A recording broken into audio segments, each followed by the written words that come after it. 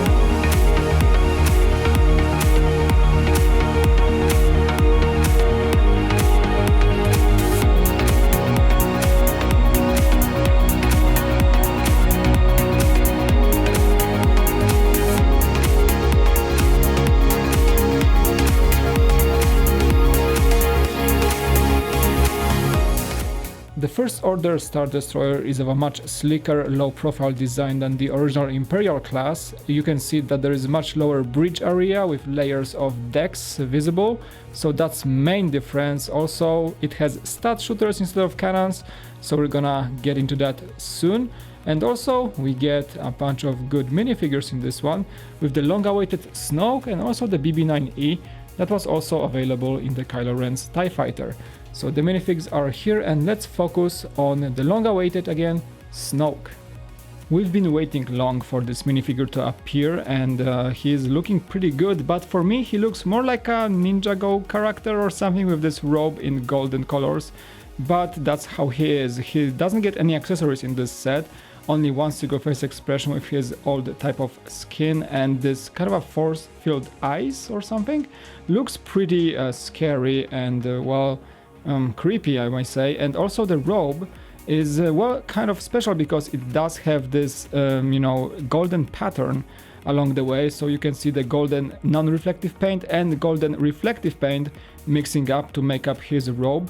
There's also a belt and pretty much nothing else beyond that. He's quite still mysterious because we have not seen the movie yet, but we'll see what his role is and if that is actually his ship. Well, we know that he has a bigger ship called the Supremacy, and this one is mostly a Finalizer.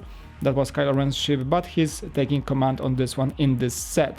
So pretty cool minifig, but I think slightly disappointing given the hype he was given. The next exclusive in this set is the First Order Shuttle Pilot, and finally we get this special helmet for those Imperial technicians with open visor. I have not seen this one in Lego form for a long time, like ever, and finally we can see how those guys look like in Lego form with the open front.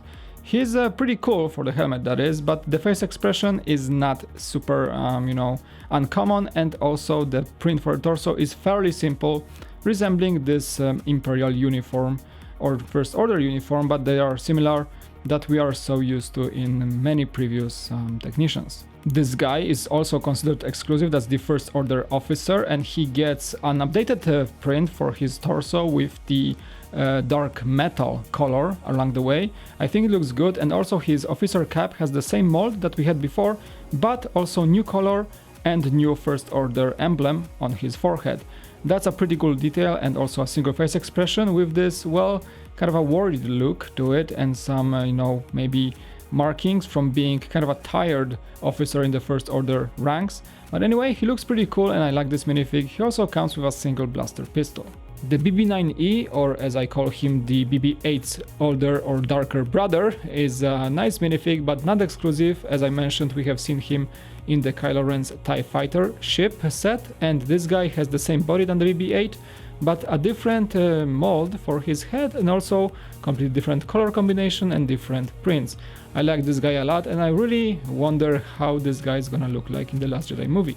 The last two guys in this set are the First Order Stormtroopers, and the only difference between them is, well, the rank. The one on the right is the Sergeant, and you can only tell by his piece of clothing that is marking his rank connected to his right shoulder.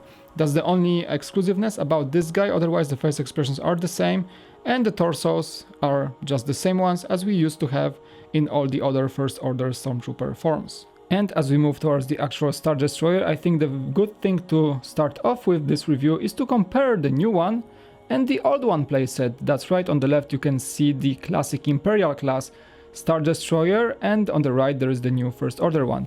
Again, you can see the shapes are, well, similar, of course. Those are like pointy cursor looking Star Destroyers, but the old one has the bridge that is sticking out with those shield generators at the very top, and the new one is more of a sleek, low profile look with layers of decks just lined up and finished with a very low profile looking bridge with only, I think, one single shield generator. I think that is a good comparison.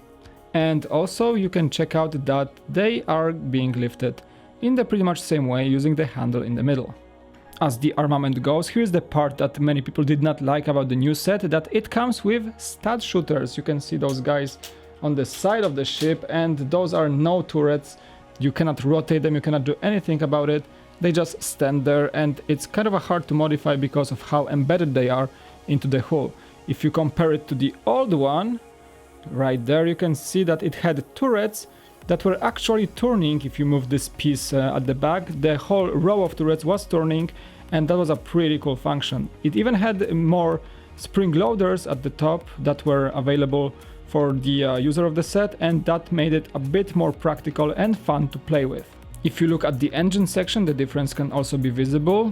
The new one has a different tone to their blue engine's color. I think that is just a new type of color used, and it's mostly consisting of inverted and normal dishes to create the thrusters in the back, and the old one was using more Technic pieces and also smaller dishes, but it was looking slightly different with the use of those Technic parts. Also, the back section of the bridge was creating a different silhouette, so that is also a difference that cannot be avoided in this set. I'm still going through the looks to give points to the left one. The First Order just seems to be looking a bit better here.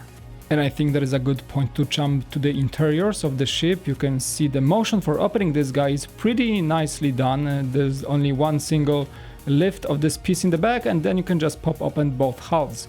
I think that is much different than the old Star Destroyer, when you had to remove the whole chunk of a panel before you can open the sides, and it just made it a bit more burdensome, but this one just opens up in a more easy way.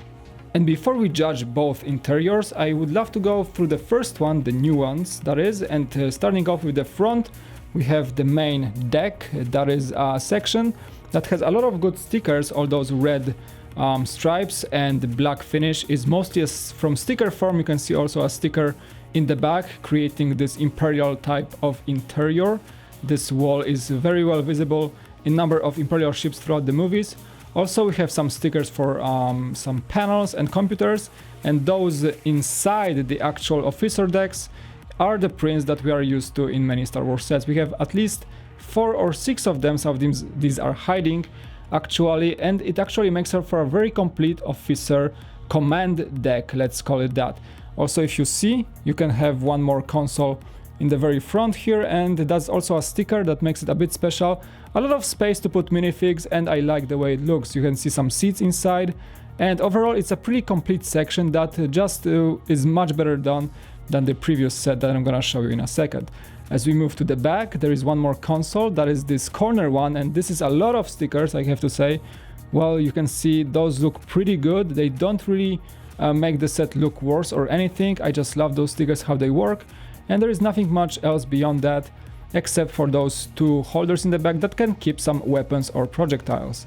Anyway, as we move on, there is the staircase to the upper deck, and there is actual access to the other floor, and here we have on the top, that's the place where Snoke is residing. Snoke's command bridge is associated with one single console that is a sticker, and also this piece here is the It used to be Vader in the previous set, but I think now it can be Vader. It must be Kylo Ren talking to him through the holographic communication. That's the same mold that I was wondering actually, but I think it must be Kylo Ren unless there is someone bigger commanding snow that we don't know of yet, who knows. Anyway, this bridge is accessible through this elevator, so you can pretty much put the minifig in here, and if you want, you can, well, lift Snoke or whoever else to the command bridge for audience. That is a nice piece as well. In the back there is a single console right here, and this one is also holding a droid. That is another droid.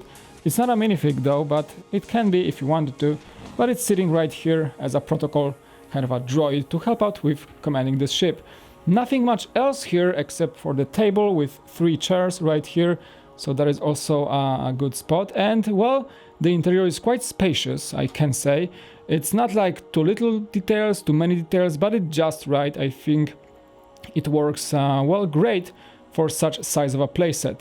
And if you also look at the back, there is the main hatch that is opening to access the Snoke's command post, and this thing just can open by itself.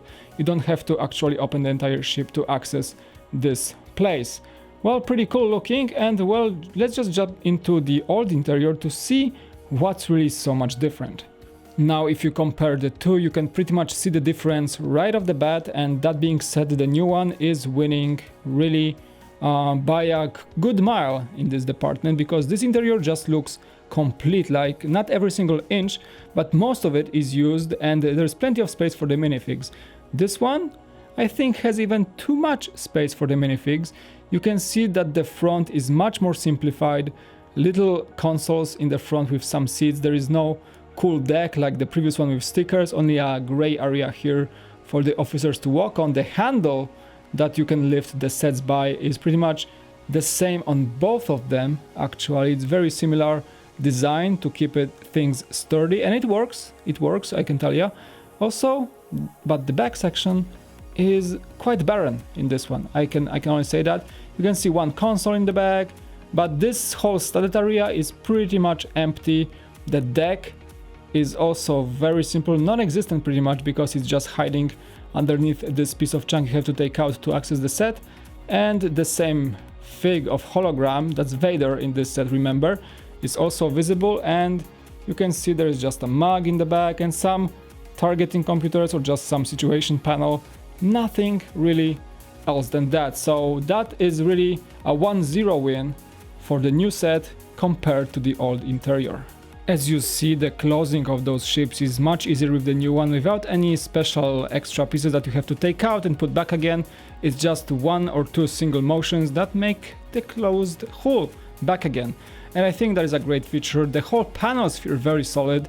The joints that make up for this opening action are also super solid, nothing is wobbly, so that is just a good feeling when you play with the set.